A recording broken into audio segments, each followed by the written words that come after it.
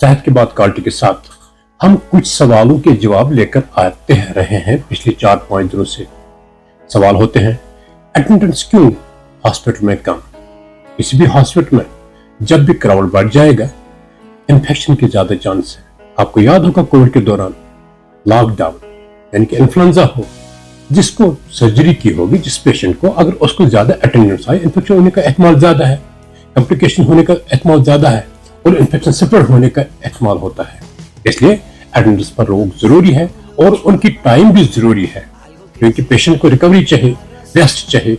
इसलिए limited hours में attendance को आना चाहिए हॉस्पिटल। हॉस्पिटल का साफ सुथरा होना बहुत जरूरी है पेशेंट के सेफ आउटकम के लिए। और एक सवाल पूछा जाता है, क्या इस पेशेंट की सर्जरी जरूरी है?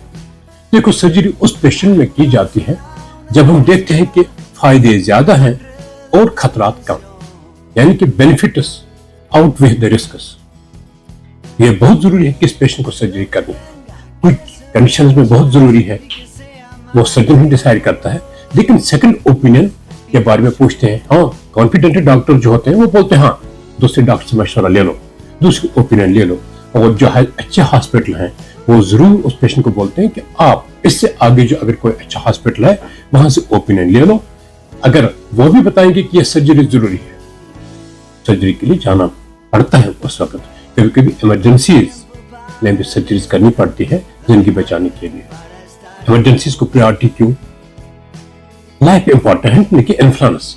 देखो, असर रसूख कहीं पर काम नहीं करना, चाहे खासकर हेल्थ केयर के बारे में अपनी बारी का इंतजार करना होता है, लेकिन जो मेडिकल इमरजेंसीज है उनकी जिंदगी बचाई जाती है, सर्जिकल इमरजेंसी है, वो प्रायोरिटी होती है दुनिया के किसी भी हिस्से में। इसलिए उस वक्त हर एक को कोऑपरेट करना है अगर डॉक्टर उसके साथ हॉस्पिटल में बिजी रहे।